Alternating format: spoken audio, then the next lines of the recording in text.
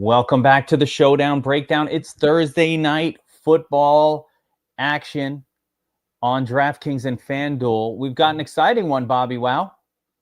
Yeah, we do. Best game in a while. Cowboys at the Lions in the dome on the carpet.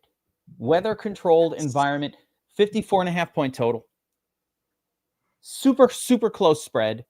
Lions get the home field 3-point edge. That's the backdrop of this one, Bobbywow. Amon-Ra St. Brown, injured. Not going to play. Well, is that for sure? For sure? I'm going to assume he's out. Yeah, I'm going to assume. I think for the purpose of this breakdown, we can assume. They said a few weeks. I don't see how he comes back this fast. Like they said with Amon-Ra, he's got a Q tag. Let's see. Let's get the actual news on it. I agree. I think you're right. For the purpose of the show, we assume he's out, but just for the viewers, it has not been officially confirmed yet that he's out. If he can play, he'll play.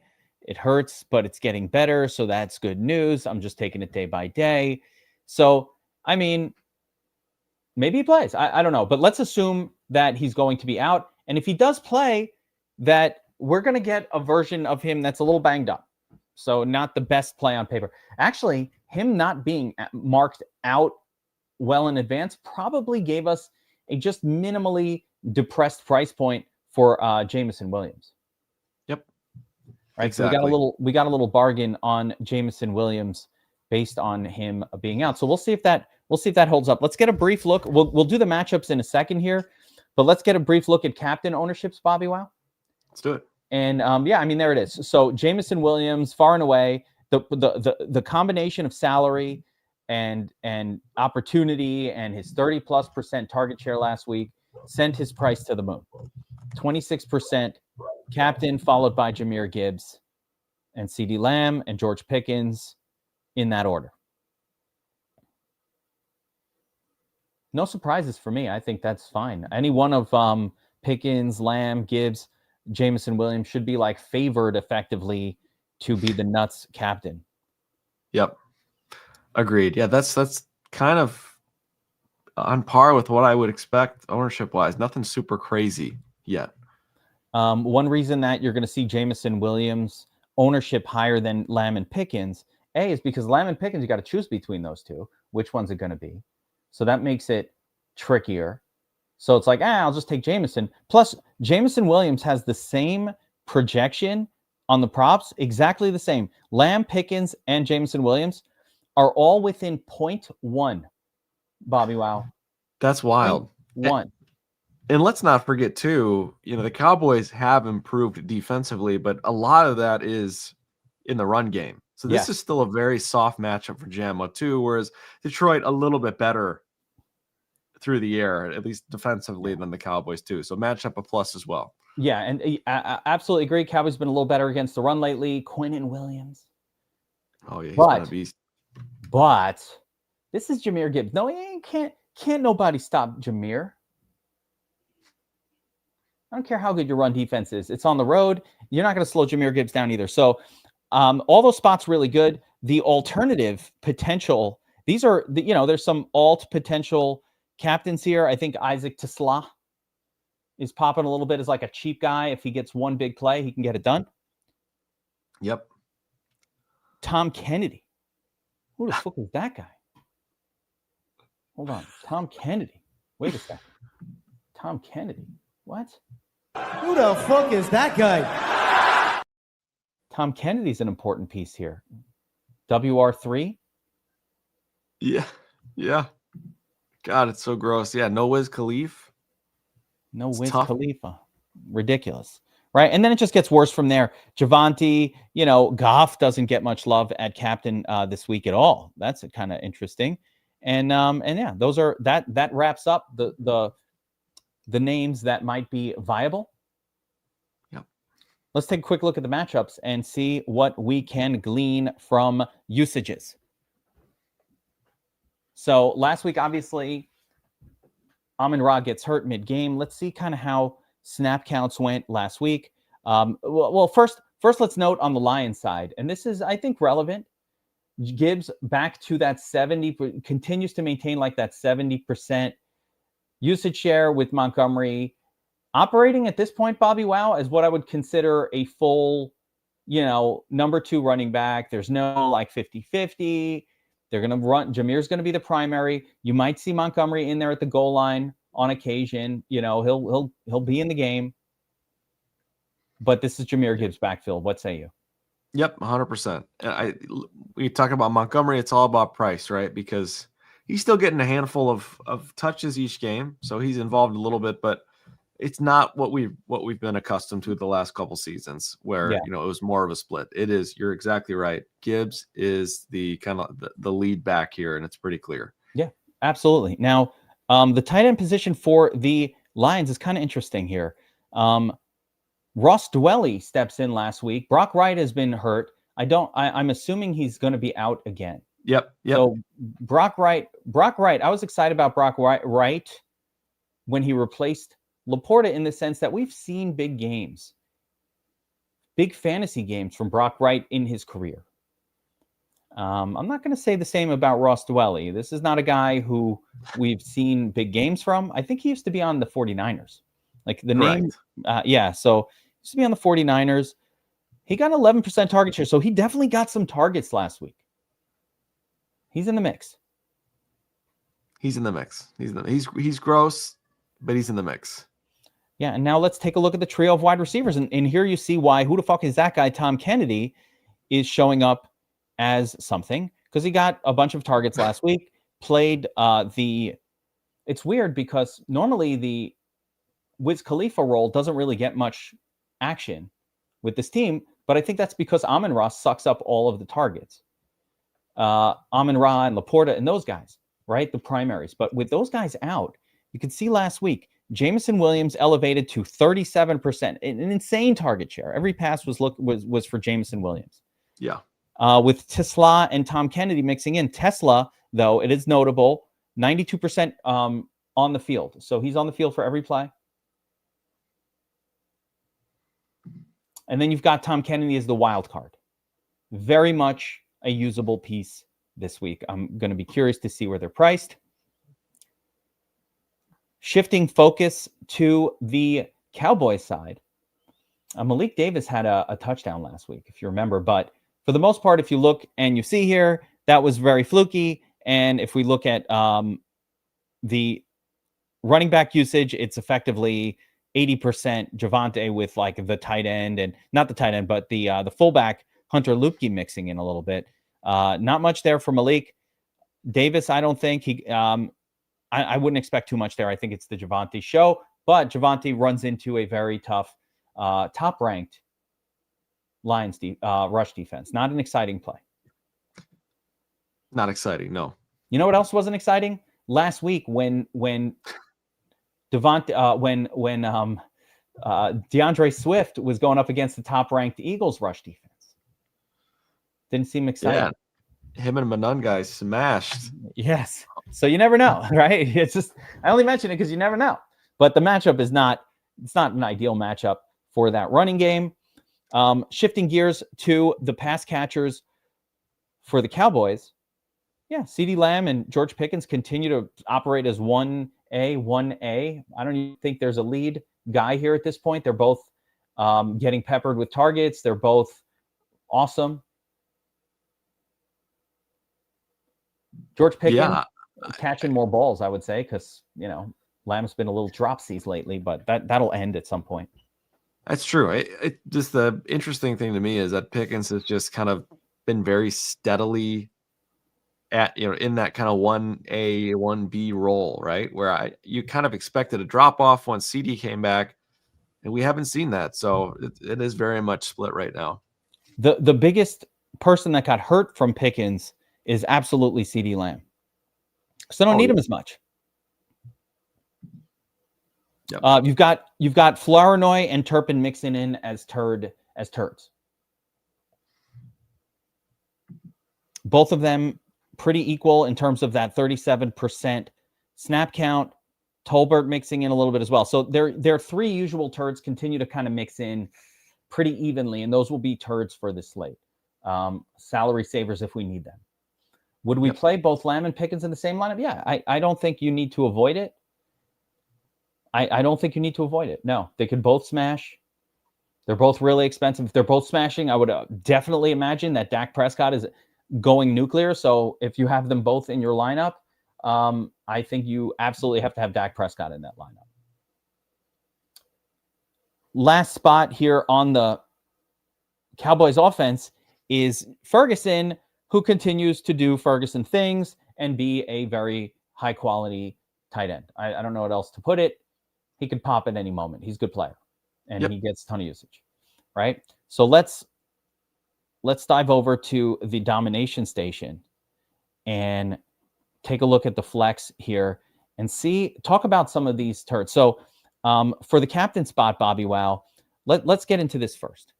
Jameson Williams, far and away the top guy, but I mean, there's some reasoning here. He's the highest points per dollar value,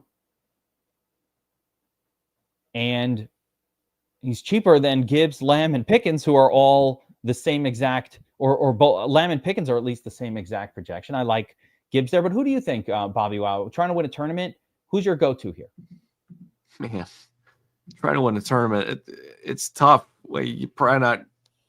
It's gonna be tough to win the tournament with Jamo. Let's put it that way. He's gonna be 25, 30% owned.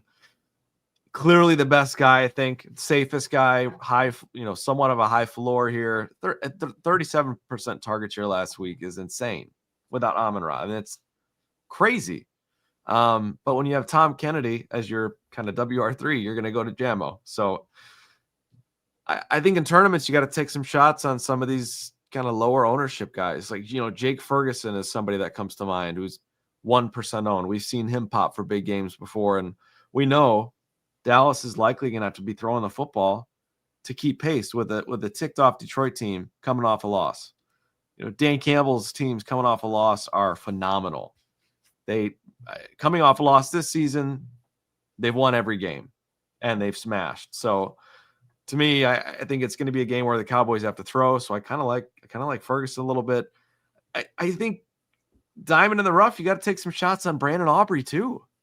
Oh my gosh, really? The old afford everyone play. Could we put Tom Kennedy in that basket? Super cheap, one big play, enough to get there. You definitely could. I prefer Tesla far more than Kennedy. Actually, Tesla at $6K, very affordable, and it does make the lineup do whatever you want. Yeah, Tesla is another guy. If I'm going to punt with somebody, it's probably going to be Tesla. But Aubrey, you go back to Aubrey, we talked about it even last week. The kicker was one missed field goal away from being the Nuts MVP and captain. And Aubrey's a much better kicker. Yeah. And he's indoors. Okay, let's not forget he's indoors still. So he's a beast. He's one of my favorite plays on the slate in the flex, and I think could be a super punt captain as well. I like it. Listen, Aubrey's a weapon. He's a kicker weapon. He's a special kicker that is going to, he just has he's like that. Aubrey's that kicker that when you're doing your season-long fantasy draft, it's fully acceptable to take him a couple rounds before the end. Like, don't wait till the last round. If you can get that weapon, he's always good. He's been great. So, I don't hate it. I kind of like it for cash games. Hobie Hall wants to fade CD tonight. I'm not doing that. I'm not doing that. I get it. CD's been a little bit less good than Pickens, but I'm not quite ready. I think it'll shift back. I think that's going to back and forth a lot. I'm not ready to full fade that at all. I think Jameson Williams is that spot that you say, man, he's going to be that highly owned. Let's see what the flex ownership is on Jameson Williams. 40%. I mean, he's going to be 70% owned across this tournament in flex and captain. So, if we want to get aggressive with the fade, I think that, it's dangerous. Probably not going to feel good, but hey, if you're right, you can probably make a lot of money with a fade like that. Tom Kennedy is popping with a 7.5 point projection at 2K. Yeah. And no one's going to want to play him because I guess I should say, less people will want to play him than normal because he of his name. I mean, no joke. Like nobody wants to put Tom Kennedy in their lineup. Let's put it that way. Name? Just like no one wants a Kennedy in there. What is there a character? Is there an actor named Tom Kennedy? I feel like that name is very familiar. It is very familiar. Now you keep saying it. Yeah, the name seems familiar. Like I should know a Tom Kennedy. But he's absurdly cheap. Yeah. No, the price is right though. 2,000 for him. Tesla, who we already saw was on the field for 90% of the snaps last week at 4K. That's also pretty good. Not bad at all. Yeah. And Tesla to me is he's far more talented, I would say, than Kennedy is. I think Tesla has some athleticism, legitimate athleticism. We've seen some insane catches from him already this season. I think he could really pop here in this game. I mean, Tesla is a guy that we were excited about coming out of college. Like he's a name that I'm familiar with. I didn't give a who the fuck is that guy for Tesla. We knew him out of college. I think he was a 3rd round pick this year. Like he was a guy that, came with some hype. I've never heard of Tom Kennedy, so I'm sure that he was not a prospect that anybody, or at least myself as part of the dynasty community, was familiar with. Right. Going down the list here, Ross Dwelly at 7% ownership seems kind of interesting to me as well, Bobbywow. Cheap value piece. Yeah, acceptable. I'm just looking for turds here that might be so like I'm looking at Flournoy at 3,400. Not that excited about that.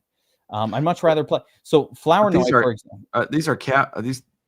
Okay. No, I'm in the ownerships of these. Okay, good. Yeah, we're in the flex here. So like Flournoy, not that there's any ownership on him, but his projection is terrible compared to Tesla and Tom Kennedy, who are at 7 and 9. This guy's at 3. That's just not good. Turpin a little better at 4.3, but still not great because you have those other names that are such great fantasy points per dollar values. Again, Tom Kennedy cannot really even be touched on the slate if this projection is right. And if you think it's wrong, it's very easy to bet unders on the sports market, on the sports book, if you really think these numbers are wrong. AFC Angelo is saying he was a preseason darling, 2K dirt cheap. Yeah. So no, he will definitely be highly owned in the flex. There's no doubt about it. What do we have? I was joking around. Yeah. What do we have? Tom Kennedy, we have a 40% in the flex. So yeah, he's going to be massively owned. He's going to be chalky for sure. Yeah. Maybe too chalky. I think a guy like Turpin here is kind of interesting. Just watching the game last week again, the Cowboys, they like getting him the football. They like finding ways to get him the ball, and whether that be running, he kind of plays like a poor man's Luther Burden role, essentially, for this Cowboys team. So it just feels like if any one of those Cowboys turds is going to score or do something fantasy relevant, it's going to be Turpin, over a guy like Tolbert or even Flournoy. Yeah, I listen. I like that risk. Turpin, kind of a big play, a bit of a gadgety guy, so to speak. So 11% owned. I mean, look, he's the same price as Tom Kennedy, and Tom Kennedy is 40% owned. So, the thing about DFS is you're not getting much of an edge by playing a 50% owned player. What are you going to do? And Dwelly, you called out Dwelly. I think at 7%, he might be the most intriguing pivot off of the Kennedy chalk.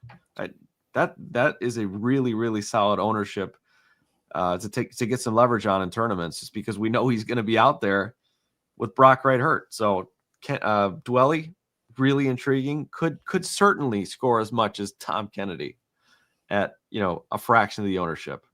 And again, guys, there's a reason, just to clarify these things. Everybody's been watching the show long enough. By the way, I didn't share it, but that the Monday night tournament, I did take 3rd place in that bad boy and put another G note in the old pocket. So even with the the Drake May stuff from the last one we did, I can't remember what last week, Monday I think it was. I don't even know what day it is anymore, Bobbywow. But even with that, I did take one down. So, or kind of third place. Should have been first. I need a couple more points from Dart. Fucking Dart. I just want to go back to that game and remind you, Dart gave you everything that you wanted, though. The heart was there. The soul was there. 2 minutes left. He's diving. I love what I saw out of Dart last week. I don't give a shit. Loved it. He looked terrible. Dart looked loved awful. it. Loved Dart even more. Dart looked so much like Justin Fields last week. It hurt my heart. Hold on a second, Greta. Hold on a second. How dare you compare him to Justin Fields? I just traded Lamar Jackson for Dart in Dynasty. Fuck Lamar. I like Dart. Dart would look up. If his first read wasn't there, his head would go down, and he'd tuck it and run every time. What I want. Like, man, that's what I want. Tuck and run. I love the heart of Dart. Dart got the heart. I love the heart. Look, I love the heart too. I'm going to call him Jackson Hart from now on. I love it. Yeah. We had a great week, by the way. Everybody had a great week. Adani last week, Adani, the Tyrod Taylor call. Come on, bro. Come on. The nuts call. And everybody won. It was the best week of DFS Army, maybe of the year this past week. We're going to keep it going. That was crazy. Yeah, it was awesome. All right, so let's try to make a lineup based on what we just discussed. We know who the turds are here. So right off the bat, let's kind of start with the most obvious. Everybody's going to put Jameson Williams up top here. That's going to be the first move that a lot of people make. So Bobbywow, take me through it from here. We want one of the Dallas pass catchers, Pickens, Lamb. Yeah, give me Lamb. All right, we'll put Lamb in there. Pickens just equally, same price, equally exchangeable, $69.50 remaining. So let's go Aubrey and Goff. Goff? Ooh, that's not where I thought you were going. Goff. Okay, still affordable. I think one of Tesla or we could look at Dwelly, Tesla, or Kennedy. Let's go Tesla and just see where we're at here. 8K left. It gets you to Ferguson. Yeah, and I don't hate that. Acceptable. Obviously, Gibbs would be the alternative here to Goff. You get Gibbs in there with Jameson Williams. We probably wouldn't want like a Tesla in something like that. Might go down to this might be the Turpin spot, right? Where you just kind of get different. But of course, Kennedy is going to be obvious. Oh, look at that. Pickens again. There you go. Ooh, I kind of like this. Lamb and Pickens with no Dak Prescott. So crazy. It just might work. So crazy. Could work. This is going to be a fun one to build for. No doubt. Yeah, 100%. Aubrey's in there. We love Aubrey, but so many ways to go. Tesla there can go like this same lineup can do so many iterations. It's beautiful. Yep. All right. Yeah, Goff's going to be kind of the forgotten man here. And understandably, it's been a little bit ugly for him, but don't count Goff out in a game like this. Again, coming off a loss at home, Cowboys awful passing defense. Interesting spot. It is interesting that Goff is getting no love. Again, considering Dallas has improved their run defense, but the flip side is if Dallas is staying in this game, it's probably not going to be because of the run. It's probably going to be because of the arm of Dak, whereas the Lions have a chance to, we could see another 50-point Jahmyr Gibbs night, and that's just what happened tonight. Yeah, that's always in play. Yeah. Yep. Let's take a look at that Aubrey concept that you put out there before, and let's see what a lineup could look like if we really truly punt. Like, so you saw there, if we're going to pay up at captain, obviously there's going to be limitations as far as who you can afford. So let's see if we kind of take it a little different, put Aubrey up top, and then try to kind of squeeze a whole bunch of studs into this lineup. You know, Jameson Williams, fine. Dak.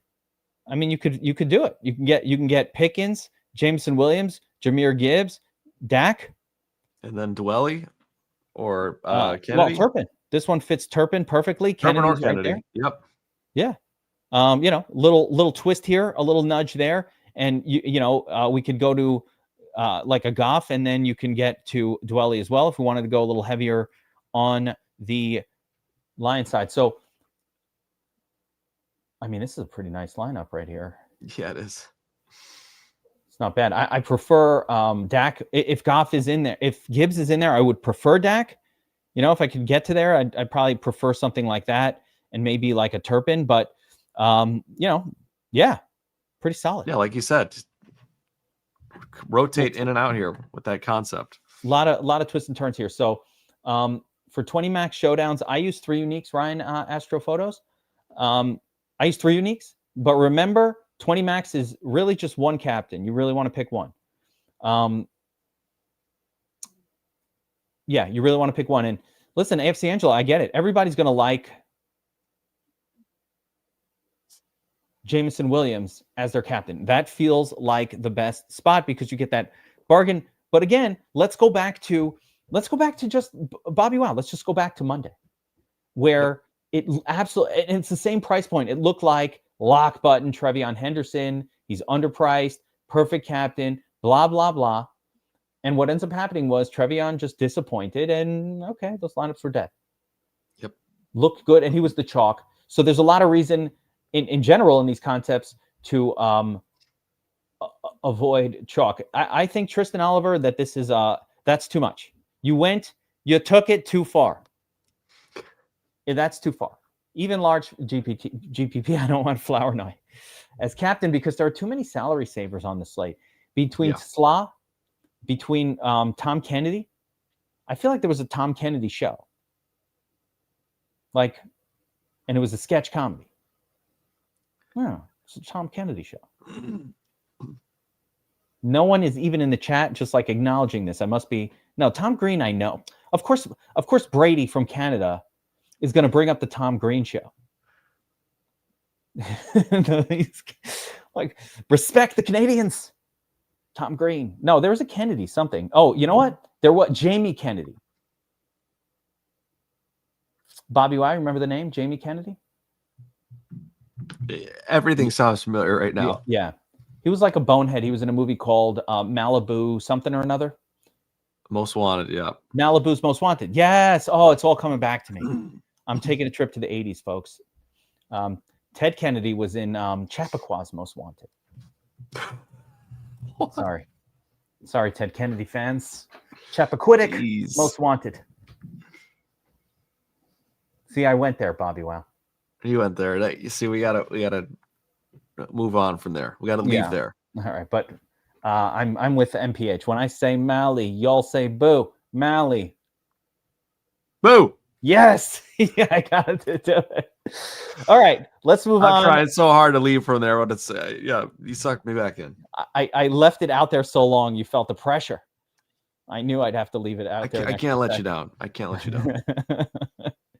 All right, guys, MVP, most valuable player on FanDuel. Bobbywow without looking. I mean, you can see it. But obviously, we like... It's too late. I put it on the screen. Obviously, FanDuel is the spot where quarterbacks and running backs tend to shine above pass catchers. Half-point PPR. It's just harder for those pass catchers to get there. Unless it's a Jameson Williams situation where he throws him the ball 40% of the time. With that being said, Jamo Williams, 20%, second highest. Jahmyr Gibbs in there. It's like the same scenario happening here. To me, Jamo is an easier fade.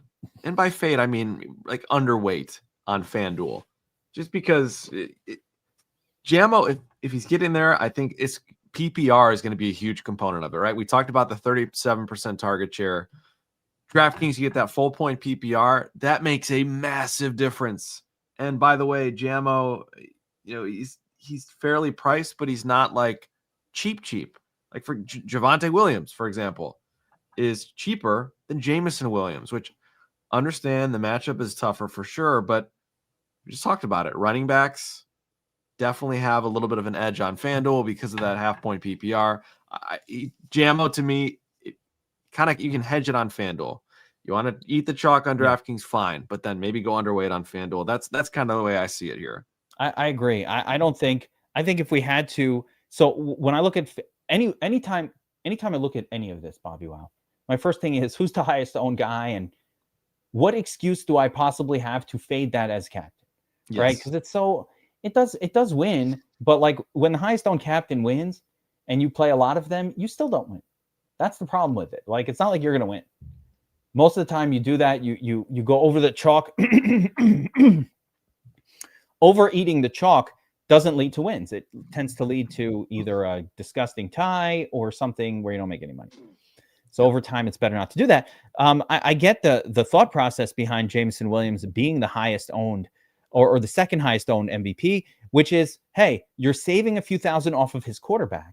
And what if all of the work goes directly through him? I say I don't like it at all. A quarterback gets almost as much points for like a passing touchdown as the wide receiver does. And he's doing so many other things over the course of the game. So I just rather play Dak and Goff there. I think it's really only Dak. Let me take this a second way. Yeah. Dak, Goff, Gibbs. Those three. FanDuel primary captains. Yep. Could we give an eyebrow raise to, some of these others like a Pickens or a Williams? Sure. Maybe Brandon Aubrey. Go back to that crazy spot. So I can see that in a situation where we're just kind of trying to pay down a little bit and then try to get all the studs in the lineup, accepting that like an Aubrey isn't going to be the highest. Same as DraftKings, same idea. He probably won't be far from the highest scoring guy, but could put up a good enough score to where that salary savings opened up enough to allow you to kind of differentiate your lineup enough to make it work. Yep, agree. And I would say don't sleep on Javonte Williams here. Yeah. He's very fairly priced. Oh, I want to sleep on Javonte. That's where I wanted to sleep. I don't like it. Of course, nobody likes it. Yeah. But he's very fairly priced for a running back who, in the grand scheme of things, is getting all the work. Like Malik Davis had 2 or 3 carries last week. I know he broke one for a touchdown. He basically was untouched, scampered in, but he had 3 touches. Like Javonte's the guy here, and Javonte finally caught another touchdown pass last week. If the Cowboys start working him into the passing game a little bit more, could be really interesting. But just don't sleep on him. There it is. The Jamie Kennedy experience. Yeah, people remember. See, it was a thing. All right. Couple of questions to be answered. What does Aubrey need to really do to be a reasonable captain? This is exactly right. He probably needs to get more than 12 points. He's in that 15, 18 points range for his price. Now we're talking, this could be the nuts captain play. So right there, user X says, what positions are best for captains? First of all, it's important to differentiate between FanDuel and DraftKings. On FanDuel, wide receivers get there the fastest. If there's a wide receiver kind of pumping, on FanDuel? DraftKings. DraftKings, it's always going to be that pass catchers are going to get there faster. Doesn't mean pass catchers are always the nut captain, but they have the easiest path. And if there is a wide receiver who's kind of doing it, that guy is invariably going to be the nut captain, right? They outscore their quarterbacks. They tend to outscore everybody on FanDuel, especially they cross 100. They get a touchdown. All those things, those bonuses, it favors pass catchers. But on FanDuel, the scoring system massively favors quarterbacks and running backs above pass catchers. And part of the reason that happens is because the pass catchers simply don't acquire points as quickly as they do on DraftKings. And what ends up happening is usually their quarterback is like, the quarterbacks are so much more level with the pass catcher that if there's even a second guy at all that even sniffs any kind of like action, as long as the quarterback isn't just throwing to the one guy, it tends to be the quarterback where things where that winds up as the nuts play, which is why I'm always looking at this going, hey, if there's this is a perfect this is the perfect setup to understand when you see a Jameson Williams as the nut captain or MVP on FanDuel. I look at that skeptically. Like, wait a second, there's so many ways that he cannot be the nut captain. Even a single touchdown doesn't definitely get him there. Exactly. And the last time Jameson, well, I'm not saying he can't, but like this guy, I don't know that he's not like a guy that you would definitely expect. Again, this game is great. It sets up really well for him. Amon-Ra, assuming he's out, no tight end. Everything sets up well for him and Jahmyr Gibbs. So, except I think Jahmyr Gibbs is probably the best captain play of them all. Or MVP. Coming off a dud. Yeah. Yeah, MVP. But the problem is he's also the most expensive player on FanDuel this week. Let's dive in here, though, and take a look at some of the flex options. I'm just going to give a little props projection, and I'm going to sort fantasy points per dollar. Again, Tom Kennedy, 3K on FanDuel. That's acceptable.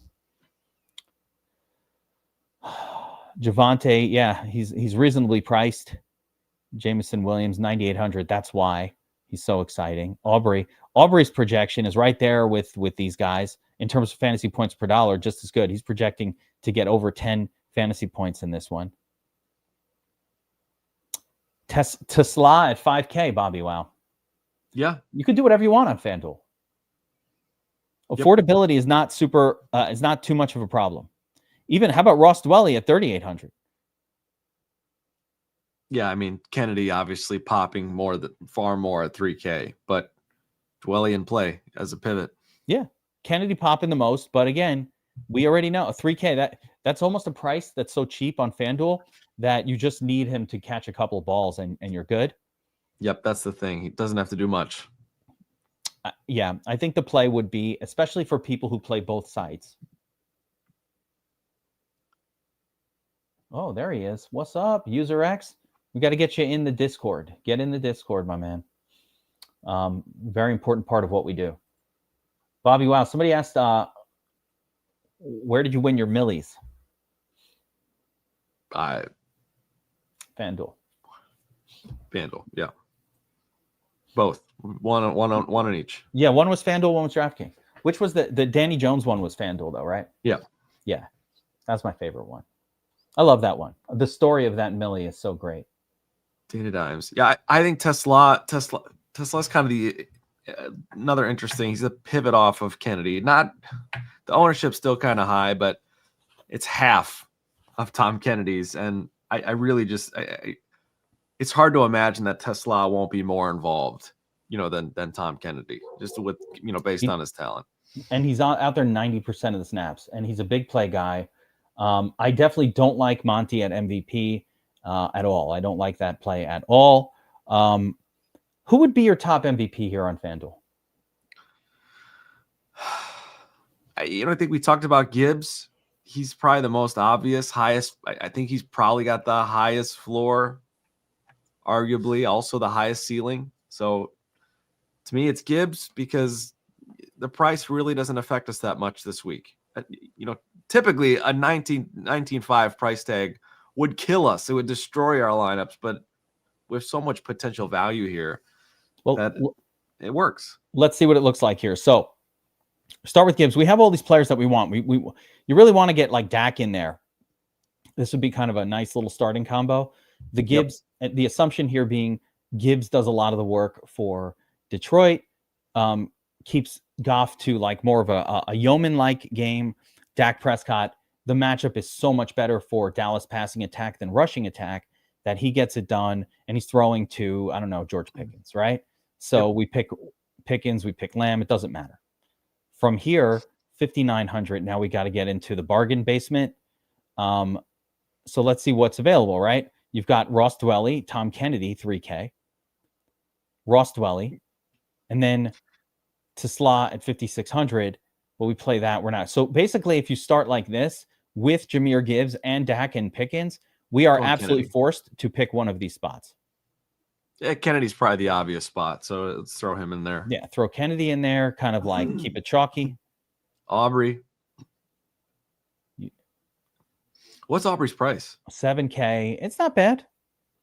But Aubrey, this particular lineup that we're trying to build here with Aubrey in there is not going to look that great. Just the way the math is going to work actually doesn't really work. I think actually it would be Tesla here where I would go there and then go all the way up and maybe get like a Ferguson. Oh, Javonte, JMO. Can't quite get there. So let's see here. Let's take one more look. Yeah, I don't hate both kickers necessarily, but not my favorite. I don't mind it. You know what? That could work. I mean, I could get to David Montgomery with this one as well. So if you want to go kind of a different way, actually, no, not with Bates. No, this would kind of be the way. So interesting way, but this is a reminder that look how different it looks, Bobbywow, if we switch this up, right? So now, all right, I see if I use Jahmyr Gibbs, it's tough. What if I put Dak up top? If I put Dak up top, I gain 1,300, and that gets me to Ferguson. No, still nothing. This math is a little tricky. Goff is cheap, man. Goff is cheap. He gets you another 1,500 off of Dak. Yeah, but with Goff in there, now Jahmyr Gibbs looks a little less exciting. Yep. I might do it different. I really do like playable. Yeah. Still playable though. Yeah, he's playable. But like maybe Goff and Dak. And then just kind of get J-Mo Williams in here. I don't hate this. That kind of feels like 55-point game total. It feels like an air raid attack. I really like trying to squeeze both quarterbacks in on FanDuel. Yeah, I mean, you kind of see what you have to do. But this is very air raidy, right? Goff to J-Mo, Dak to Pickens. Got Tom Kennedy in Kennedy there with Goff. Yeah, I mean, would I rather have? You know what? If we took out Aubrey and just said YOLO, you could probably get the Tesla, who I like more than Kennedy. Agreed. And then I don't like this last spot, but it'd be more like a Tolbert. So like tournament style, maybe something like that. Flournoy, Tolbert, or even Ross Dwelly in the last spot.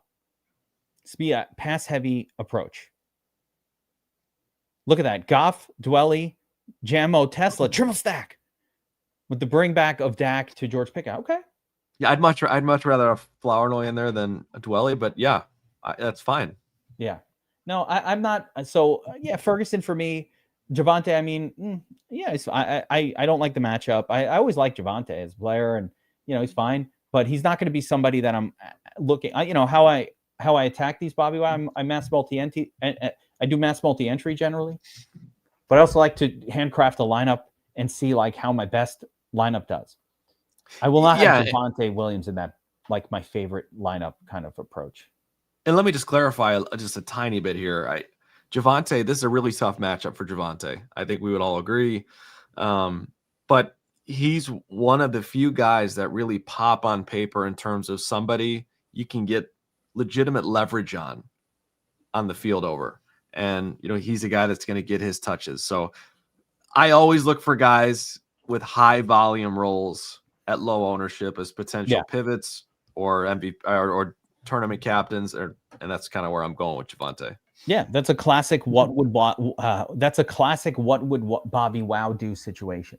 There are times when, hey, the guy's not in a great matchup, doesn't stand out on paper, but he's going to get volume, and sometimes you just play for ownership leverage, and that's it. Like that's enough. That's enough of a reason.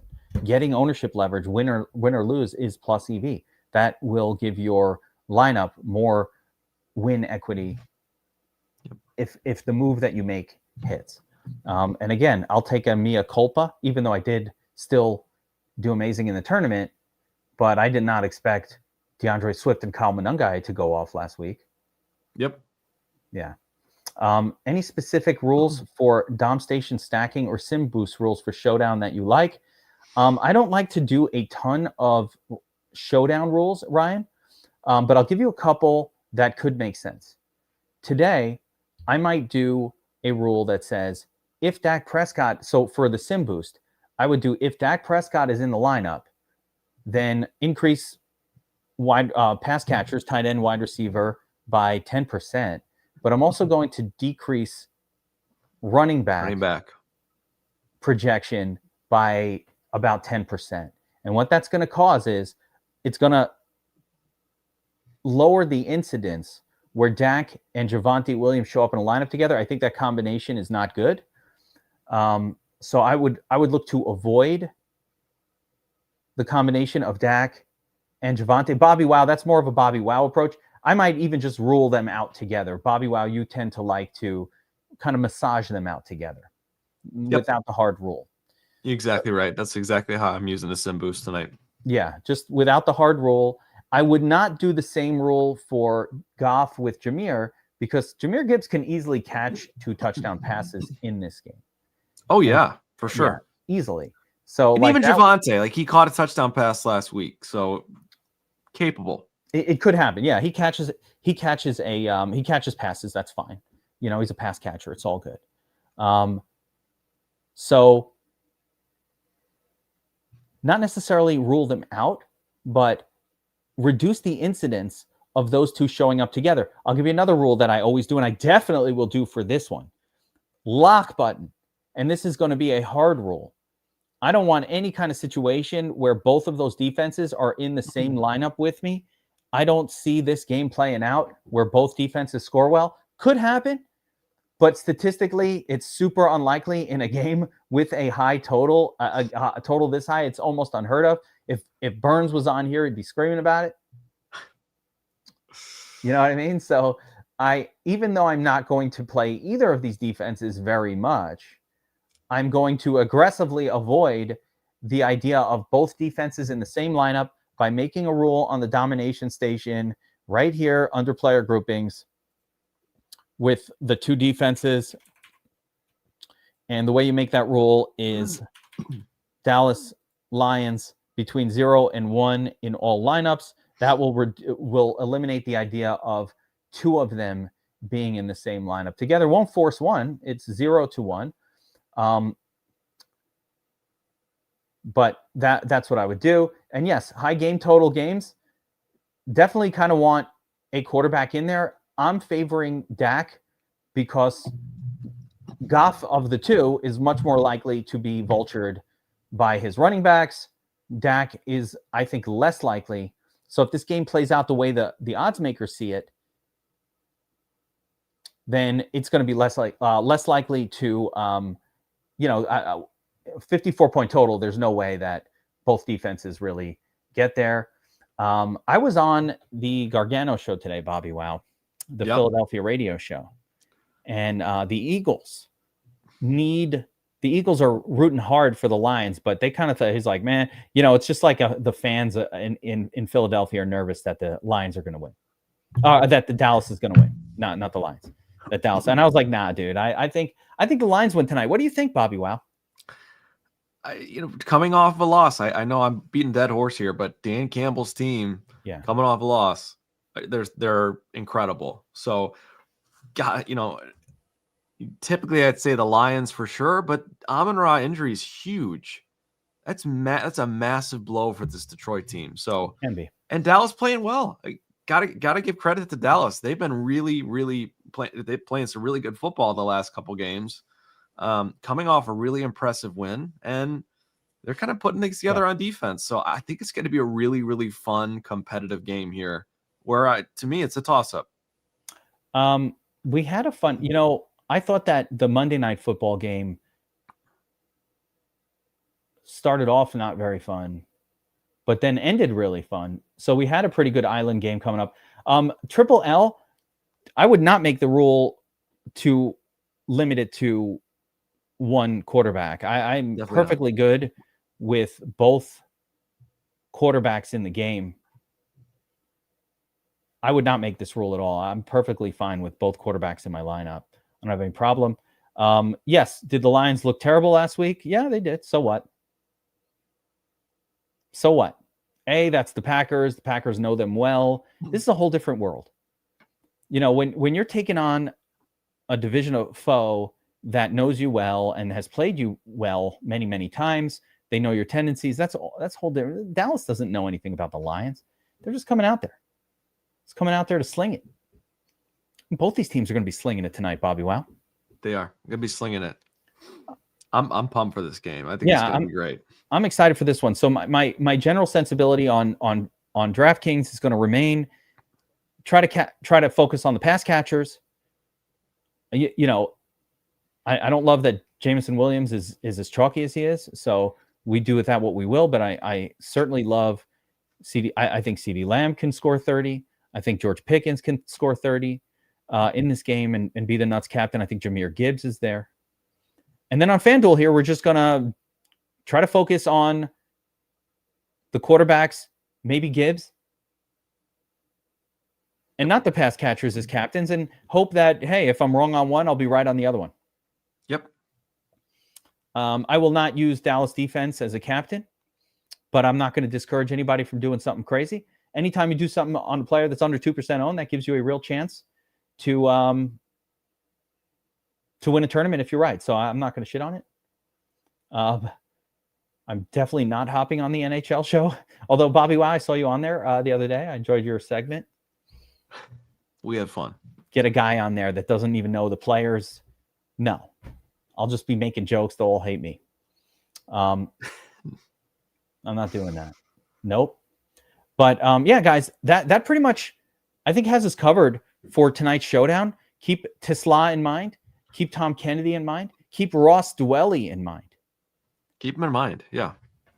As you're building those lineups, when you're looking for the salary relief. And I think our super turd kind of plays that I think are low likelihood but could win it for you. That's probably where the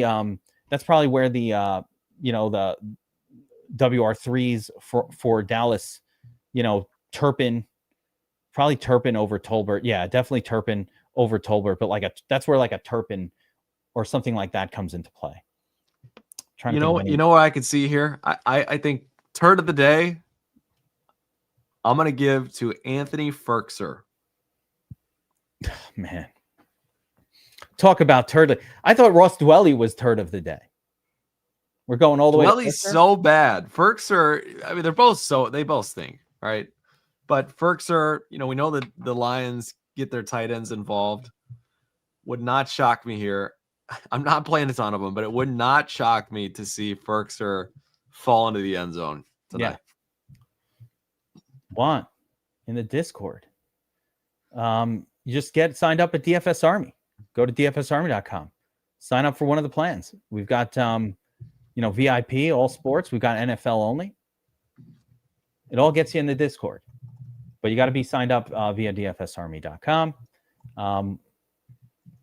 NFL, VIP, whatever you want to do. Get 10% off. There we go. Promo code Geek gets you 10% off. Ferkser has been a showdown turd in his lifetime. He had some real, actual solid games with the Titans. Yes. Maybe 35 years ago at this point.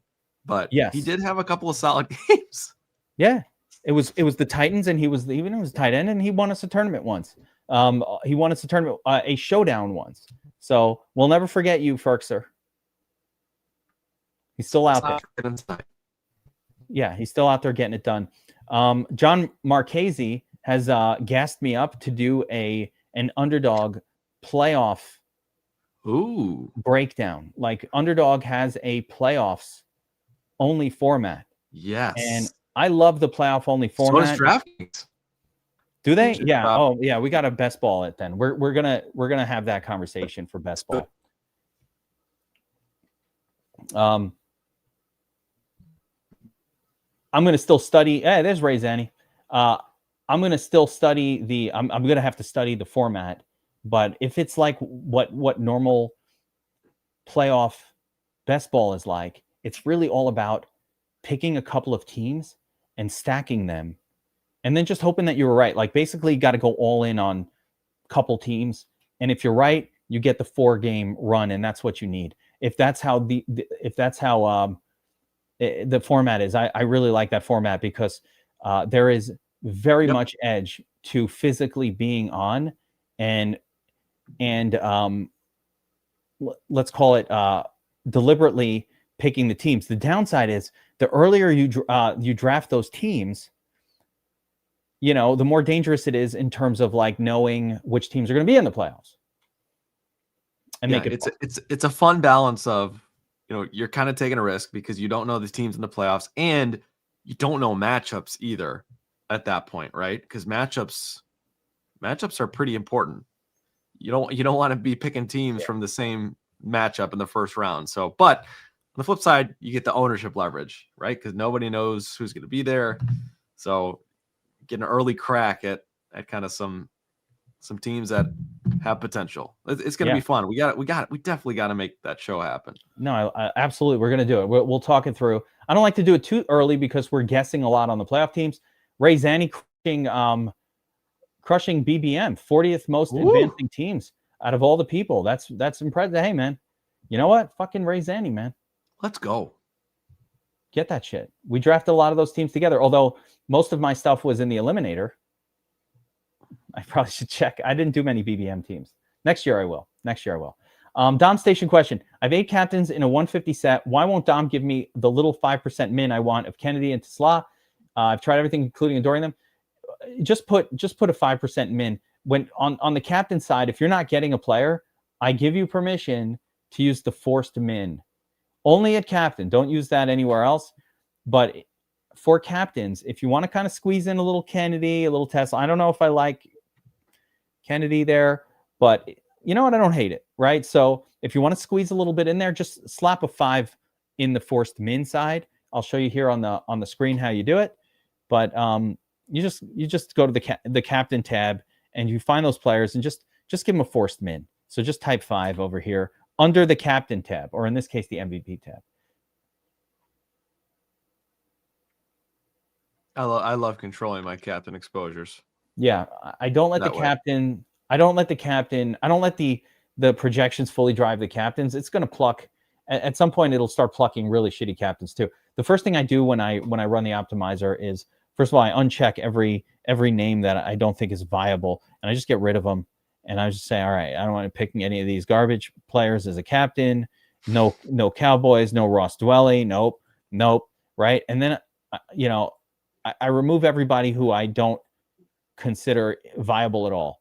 That's step 1, and then from there, step 2, I'm going to fully control, for the most part, my exposures at captain.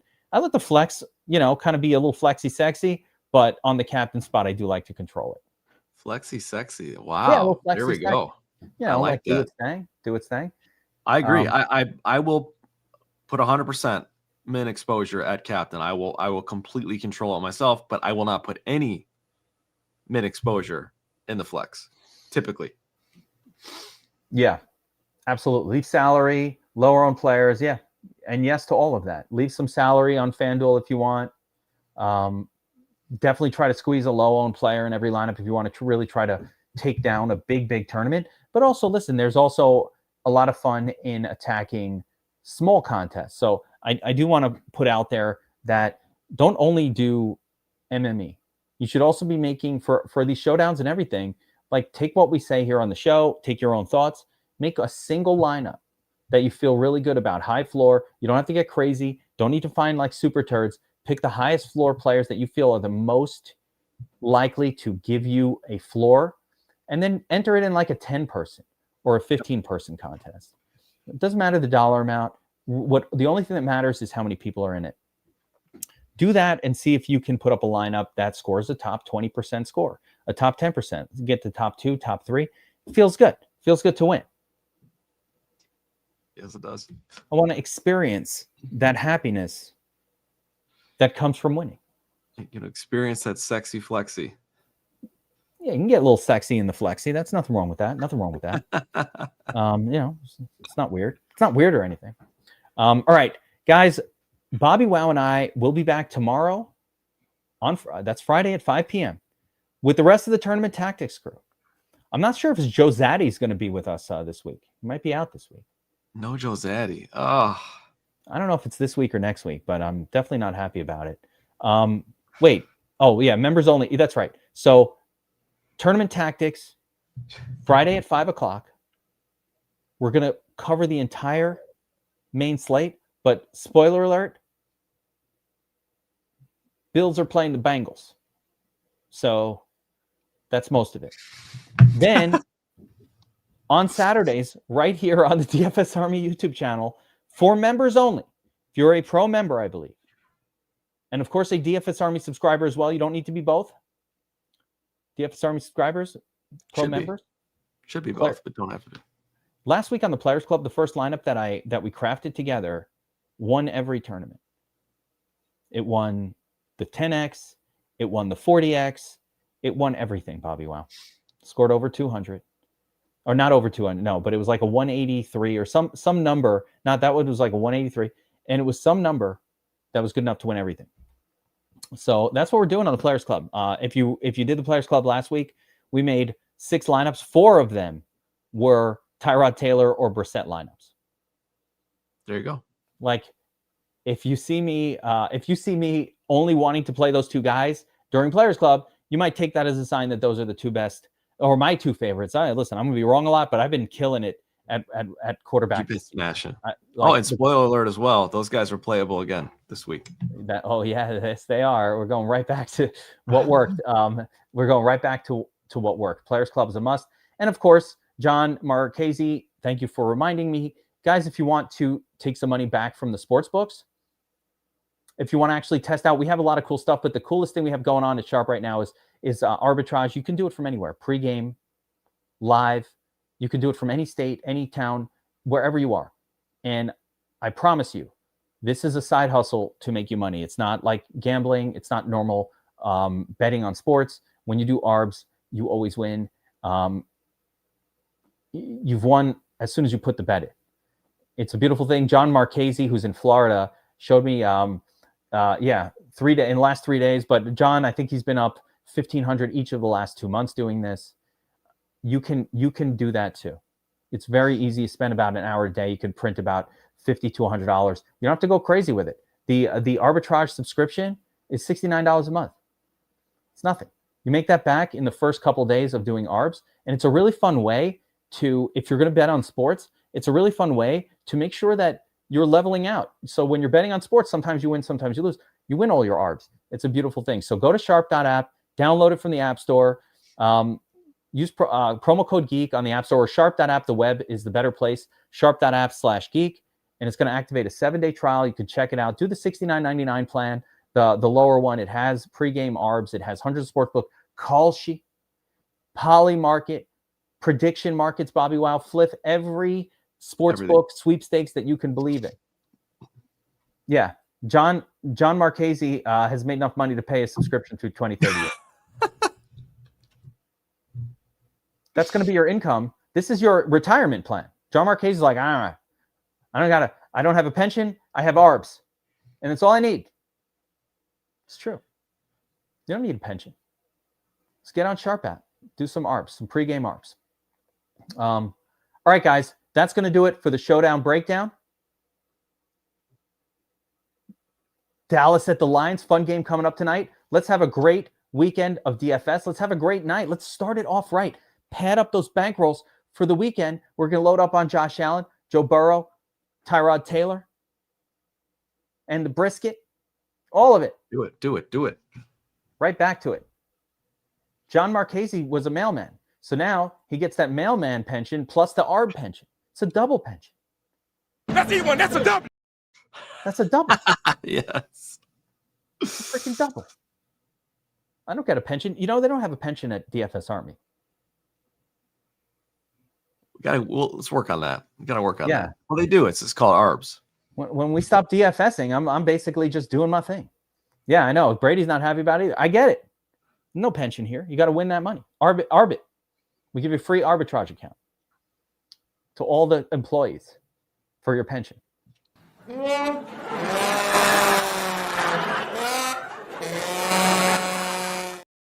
I think it's better than a pension. All right. You just plowed right through that. I love it. It's free arbs, guys. Go on there for a week. Try it out. All right. That's going to do it for this one. Appreciate you all. Be back here tomorrow at 5 o'clock sharp. Do not miss. You don't want to be there. You want to be there live. 5 o'clock sharp. 5 o'clock sharp. See what he did there? Do not miss. Saturday at noon, Players Club. Do not miss it. Actually, I do have a special announcement. Oh boy. Oh my gosh. Players Club starting early this week. We're not doing it at noon. We're doing Players Club at 10 a.m. Early morning. We're going to drink Blue Moons, but we're going to pour it in our coffee instead of milk. Actually, oh man. Early morning Players Club is going to be like coffee with Kahlua. Some other There we go. Some other drinkings. Little coffee and Kahlua. And that sounds a little better than coffee. Players and Club Blue breakfast. I'm going to get a breakfast burrito going for that. Oh, Jesus. What? That's a bad decision right there. A breakfast burrito is literally always a win. There's no version of a breakfast burrito that's not a win. All of them. You bacon, egg, and cheese bagel, I think, is the way to go. Just throw it in a wrap with some home fries. Ugh. You got a burrito. Wraps are for tacos and regular burritos. Dude, give me some burrito. Rice, beans, burrito, and egg. Hot sauce. A little chorizo. What about some chorizo in there? Yeah, ooh, throw man. A little chorizo in there if you want. A little sausage. It's a beautiful breakfast. Little breakfast burritos, and I don't think I've ever eaten a breakfast burrito. I'm literally going on about that. I've never even had. We are so off the rails. I've never even had that. We should have ended 10 minutes ago. This is great. I have to go to the South. I've heard of it, and it's something I want. South? It's not offered. McDonald's has breakfast burritos. Go there. I'm not talking about McDonald's food. That's not even food. Okay, McDonald's breakfast.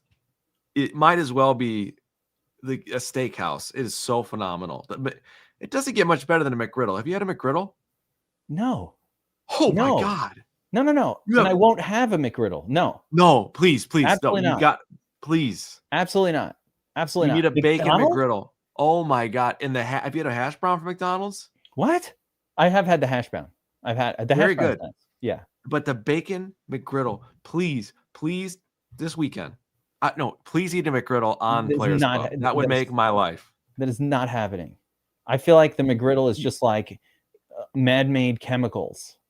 No, you have to try it. I got to get to one of these gas stations. I'm telling you, like, I got to get to one of these gas stations in the South and just like, I want like a non-English speaking person making me a breakfast burrito. She don't even speak English.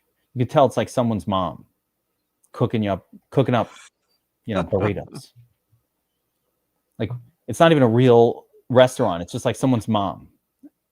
Just like they threw her in the back of the gas station in this area, and she's like, I cook like this all day.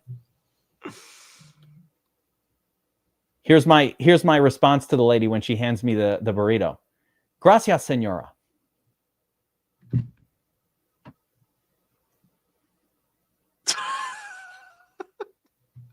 That was it. That's the whole thing.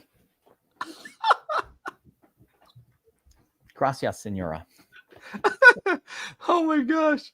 Gotta respect What is happening? Respect the language. What is happening? Yeah.